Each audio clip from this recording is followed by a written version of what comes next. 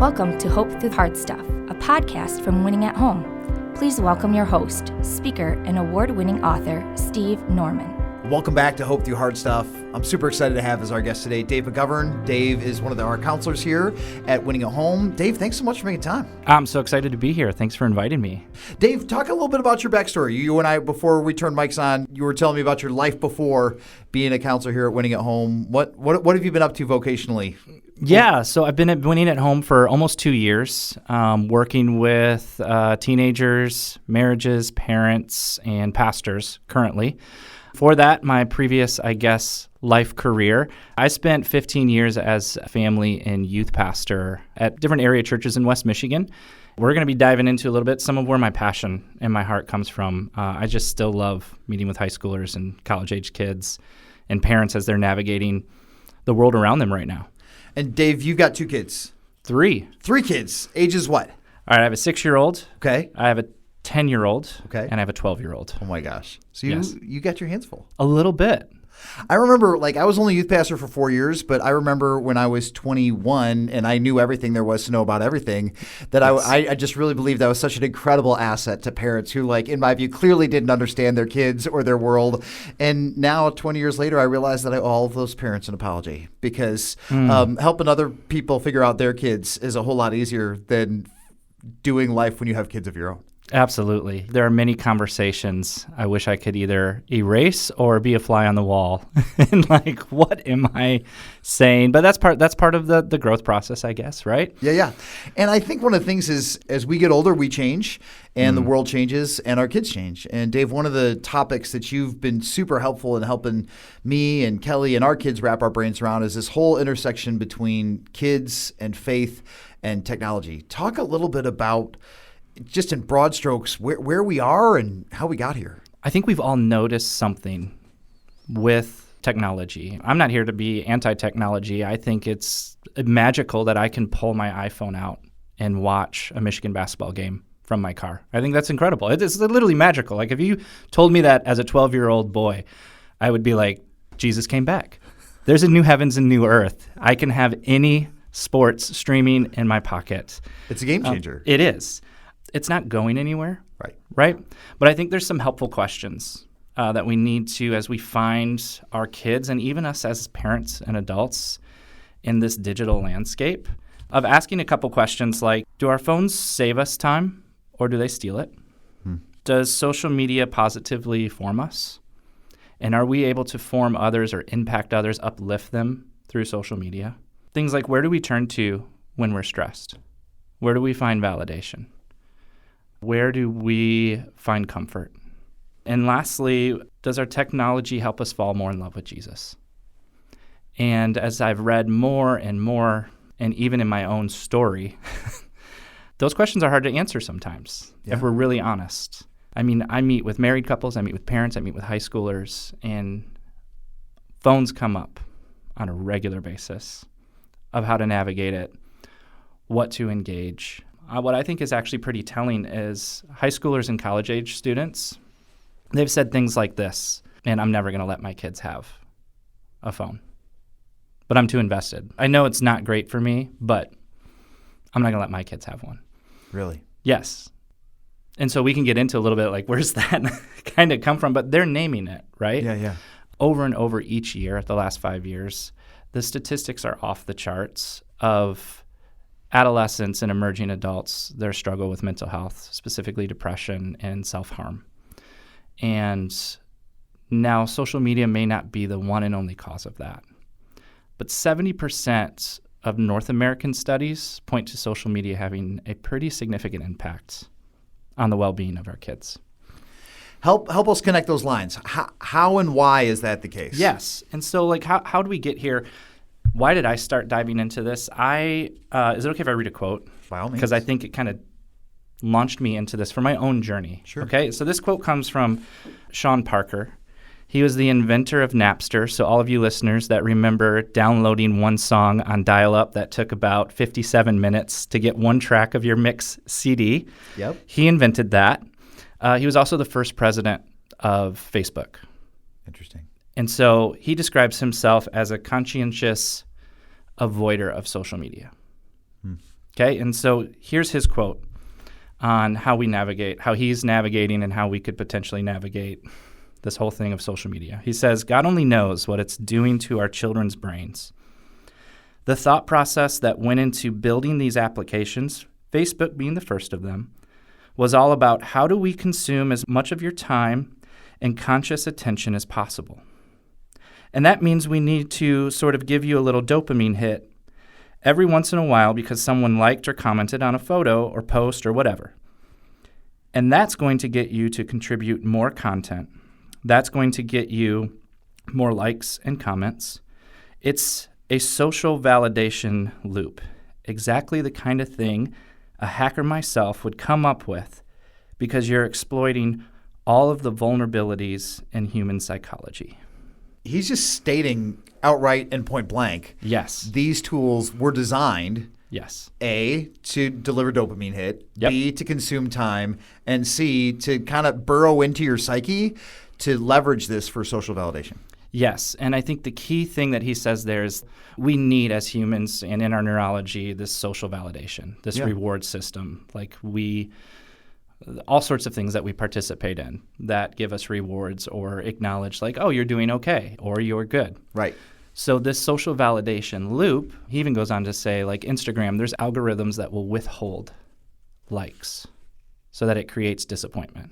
Seriously. And then we'll get a flood of notifications of those likes to contrast that disappointment that no one has said you're good enough with a huge rush of no, you're good, you're good, you're good, you're good.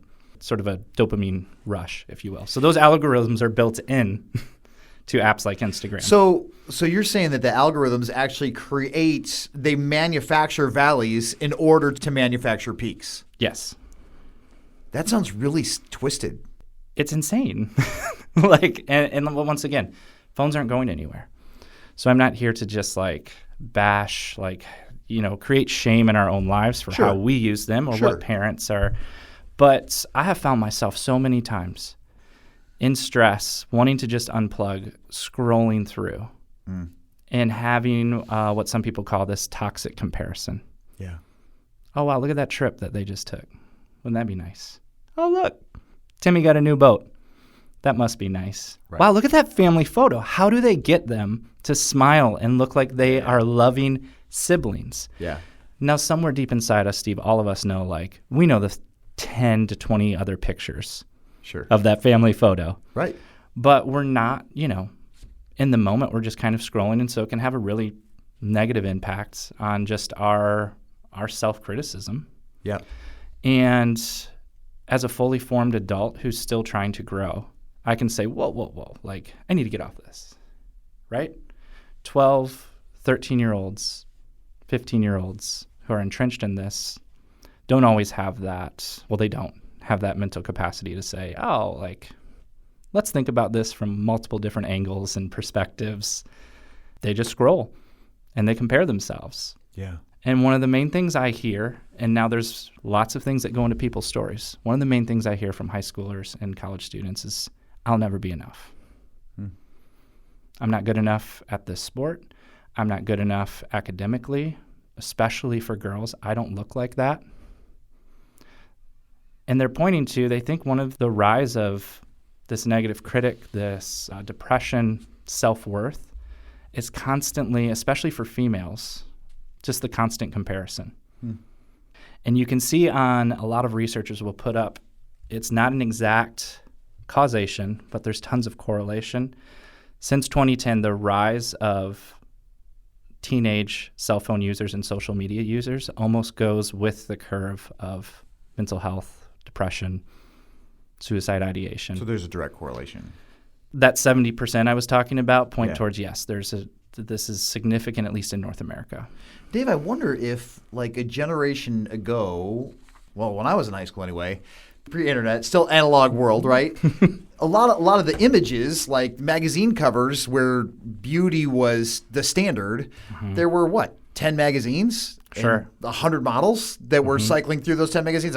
These aren't raw stats, but there was a finite pool. But now it's there's a jillion anybody with a phone is an influencer. Yes. And so before, my understanding is that some young women were like, oh, I'm comparing myself to that supermodel, but fully acknowledging that she is, in fact, a supermodel. Right. But now I'm comparing myself to 50 million other 17-year-olds sharing their swimsuit beach photos. Sure. And all of your schoolmates. Yes, there's the globe, like you're scrolling, but I mean, it's reported sometimes, and this isn't just a female thing, it's a little bit higher in that, okay? But there's reports of girls taking upwards of almost 1,000 selfies before posting one. So you're comparing yourself to like time spent on curating the best version of themselves. I don't scroll through and remember seeing selfies of someone with a stomach flu and bags under their eyes and being like, all right, this is me in the throes. It's sparkly. It's nice. It's put together. The angles, everything is curated. And so all we're ever getting is the highlight reel. And even then, the highlight reel is highly edited. Yes. Interesting. So there's simply image toxic comparison. And then there's sort of the inner workings of just like peer relationships and what people do. I mean, cyberbullying is a thing. Like if you're a parent and navigating kids with social media, it's a real thing. And it creates anxiety in a couple ways. One, there's a term that's been around for a while, FOMO, fear of missing out. This constant angst of, am I missing out on something? Yeah. Like what's happening? Yeah. And now there's a new term called FOBLO, which is fear of being left out. And that's the intentionality of peer groups. For example, I've heard stories of this firsthand, taking group photos at a gathering, party of some sort, and specifically tagging the person that was left out and making sure they know, hey, you're not welcome, at least not tonight. You don't belong here. It sounds really intentionally cruel. Yes. It is. Instead of when we were in school and someone said something or shoved us or there was a negative, made fun of, it's happening in front of a small group. This is unfolding in front of not just your school, your entire school, your entire community. Yeah. And so it creates that social validation loop. Okay, I'm not valid. I'm not enough. What do I need to post? What groups do I need to be a part of? How do I handle this tension? On top of succeed in sports or something, get great grades, get into a good school, the expectations are just overwhelming. Again, like when I was in high school in the 90s, if you didn't get invited to a party, you maybe found out about it on Monday. Correct. But now students are finding about it in real time. Like time. People got to this house 15 minutes ago, and I'm not welcome. Sure. That's from the pictures being posted, but through Snapchat, you have shared locations of some of the Snap groups that you're a part of. So you know where everybody is. So you know in real time, like, wow, look at everyone migrating to Marcy's house. Wow. I'm alone in my room. That stinks. Yeah. What's wrong with me? Yeah. Why am I not enough to be invited? And these are all these sort of negative stories that start formulating in our kids' lives. So at the risk of sounding alarmist, it sounds like based on the anecdotal evidence that you're seeing and the statistical evidence that is available to us now, like at the risk of sounding incredibly alarmist, like the jury is still out on not just is there damage, but how long-term is this damage and how widespread is the damage? Sure. And that's why I think there are researchers dedicating year in and year out kind of looking into this because it was a social experiment. Cal Newport, he wrote Deep Work and some other stuff. He describes it as the great social experiment that went really bad. And we're still in it. We're fitting the bill for it, but we're still navigating it. It's still unfolding. This is 15 years old. Our kids didn't come out of the womb with iPhones and AirPods in. Like it's new. But so many researchers and sociologists are pointing to everyone getting a smartphone and social media literally changing the landscape of how we interact with one another, how we are connected, how we experience community and belonging, all of those things. I mean, they put it up there with like the Industrial Revolution or the printing press. Historically, we will look back and be like, oh, that was a big thing. Right. And we're all navigating that. I need boundaries with my phone. Sure. And I can navigate those, sometimes poorly. I'll just be honest. Sure. It's really hard. It's really hard for our middle schoolers and high schoolers to navigate that. Well, let's pull on that thread for a second, Dave. Like if we as parents want to make sure that we're not modeling unhealth, Sure. what are steps as we as parents can take before we start dictating terms to our kids about our own relationships with devices and media and I tech? think that's a great starting point, is what do we model? I hear even when I do marriage therapy, like, I just wish we could put our phones down. I wish we could have a meal without one of us being on our phones. Right? So right there, that tells me, what are you modeling to your kids? Right? So one very practical step is you step into the journey with them. One thing would be I think is super helpful, is having a bedtime for your phone, where there's a docking station. Let's say it's in the kitchen. Yeah. And as parents, you say, hey, at 7:30, we're putting our phones, they got to go to bed. Yeah. Or 8, whatever. The number's arbitrary. The fact is that they're out of the rooms. Yeah. It does a few things. It creates sort of a physical boundary that we do not have to be attached to these things. Yeah. It goes along with the research that blue light can affect our sleep, and we know that we, as well as our teens, need sleep. Yeah. It lowers the temptation to wake up in the middle of the night and see if that dopamine hit. Right. Did they get back to me? Right. Why are they silent? How come no one posted this? Or the whole "in case you missed it" type thing. Those headlines. Yep. Like, what could have happened? Like, what happened last night while I was asleep? Right. Because I think around people with smartphones, I think around 75% report that they sleep with their phones. Of that 75%, 90%, their phone is the first thing they check when they get up. We've known for a long time how you start your day matters. Yeah. What you fill your mind with, the posture that you take, and what are we seeing, whether it's on Twitter or our own feeds, and it just helps create sort of boundaries and new habits. That's one very practical thing and even as I say that, like, how long did it take me to get my phone out of my room? Even reading this stuff and prepping my kids for healthy boundaries with phones and social media, I was like, man, I need either alarm clock. They still make them. You can get them at Target. Our kids have called the Alexa Dots, so they can set an alarm. Yep. They can listen to music. Yep. That's one way that we have tried to prep them and ourselves. Like, let's get our phones out of our spaces we sleep. But that's made a difference for you. It has. What has it been? Like I said, in stress, I can just scroll. Yeah. In bed. I'm not sleeping. I'm not resting. I'm not praying. I'm just scrolling mindlessly with blue light. Nothing necessarily bad. Sometimes it's Michigan football recruiting. Sure. But why do I need to be doing that at midnight? Right. Watching a Netflix show. Whatever it might be, just constantly plugged in. Yeah. And so it's. No, I love what you're saying. And for me, it's only been within the last year that I started docking my phone, setting up a sleep time app that's telling me like when it's time to power down physically and mentally, and then charging my phone in a separate room. And that was a weird thing to do at the beginning. But even as you say, the first data points that we have when we wake up dictate our tone and our arc for the day.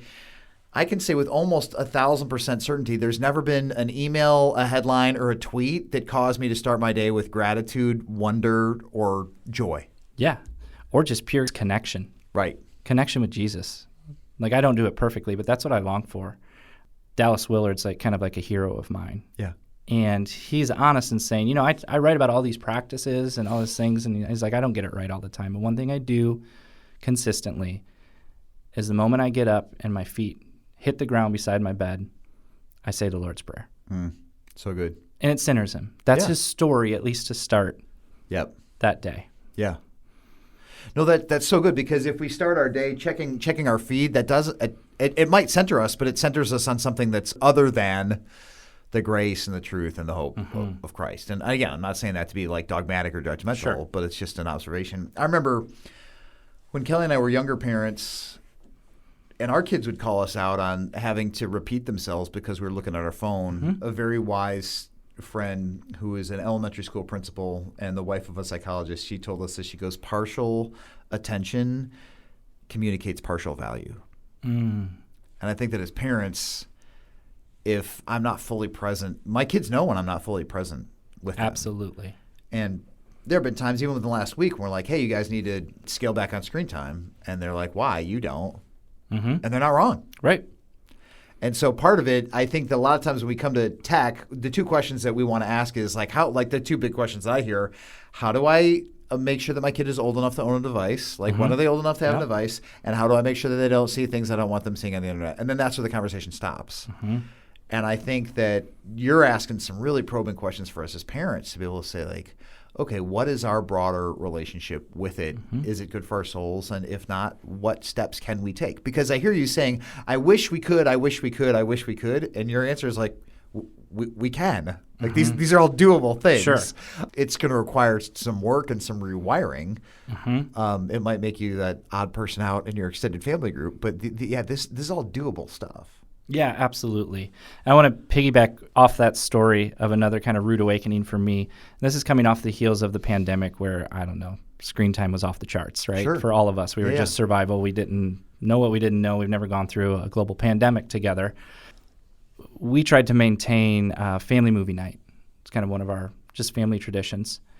And coming off of the pandemic, I had seen so many Pixar and Disney movies. It was really hard for me to invest into family movie night. But one of our traditions, we always pop popcorn. And my daughter came up to me with the bowl that I thought popcorn was in it. And she said, Daddy, can I have your phone? She wanted me to engage that movie with her. And I was just like, dang. One part of me was like super proud. I was like, yeah, tech savvy daughter. And the other part was like, dude, my 8-year-old's calling me out. Yeah. And she doesn't even have a phone. Right. Right? She sees me looking down. She sees the glow on my face, looking down. Applaud you for sharing it. And I think that sometimes we as parents, especially people who fancy ourselves Christ followers or Bible believers or evangelicals, whatever stripe you want to put on there, that the greatest threats to the unity of our family, the sanctity of our family, the health of our family are external forces. But like, again, at the risk of sounding like a cranky old man, like what if the phone is the Trojan horse? Like what if the thing that we must fear the most is something that's like not like twisted or dark or inherently evil, but something that that we've mismanaged. It's already found its way into our homes. Sure. And something we're opting into. And I'm not here to say let's get rid of phones and technology as a society. They're here. They can be beneficial. That's why you ask the question, do we utilize tech or does tech use us?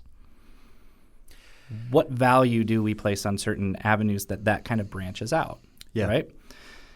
And there's not a lot of limits for adolescents, it seems like. At least what the data is pointing to. Like on average, a high school teenager in the U.S. spends about 9 hours a day in front of a screen. It's crazy. Between social media, entertainment, and video gaming. It's a part of it. They are tapped into something all the time. And if they are already busy, sleep deprived, and stressed, it adds just a whole nother layer of constantly being plugged in. Yeah.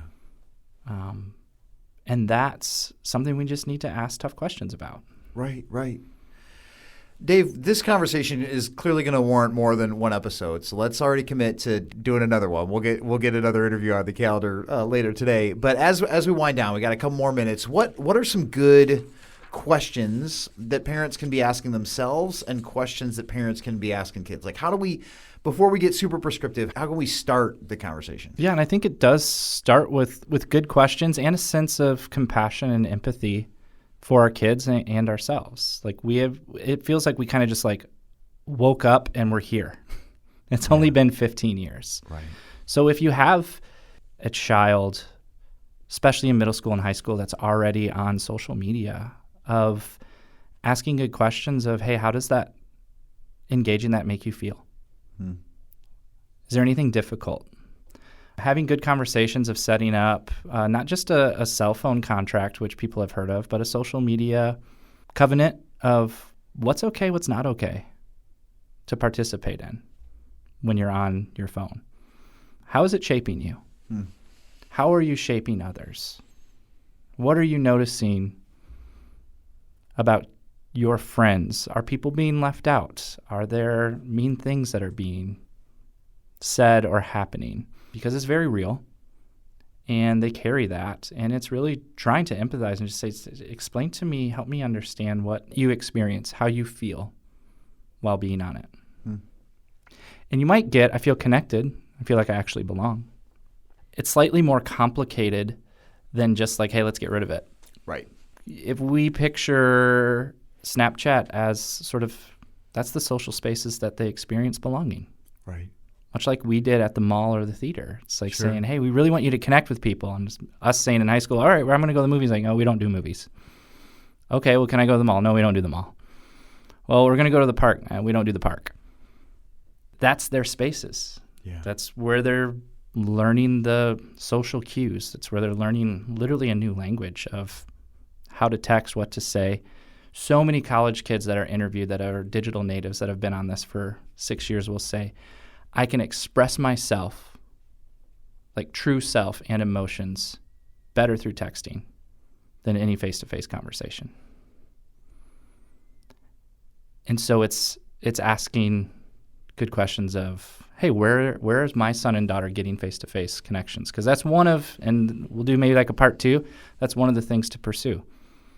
And the findings is students showing healthy mental health, they have a lot more face-to-face conversations and contact, whether that's through mentors or sports teams or clubs. They're navigating it in a healthier way, let's say it that way. Gotcha. Do you have any closing words of just encouragement or hope for parents who might feel just kind of overwhelmed by it all? I believe in a God that makes things new. I believe that's Jesus' story. And we may have bad tech habits. We may have zero boundaries with our phones. This isn't a place for shame, but more curiosity of inviting Jesus into this conversation and saying, what's shaping our home? What's shaping us?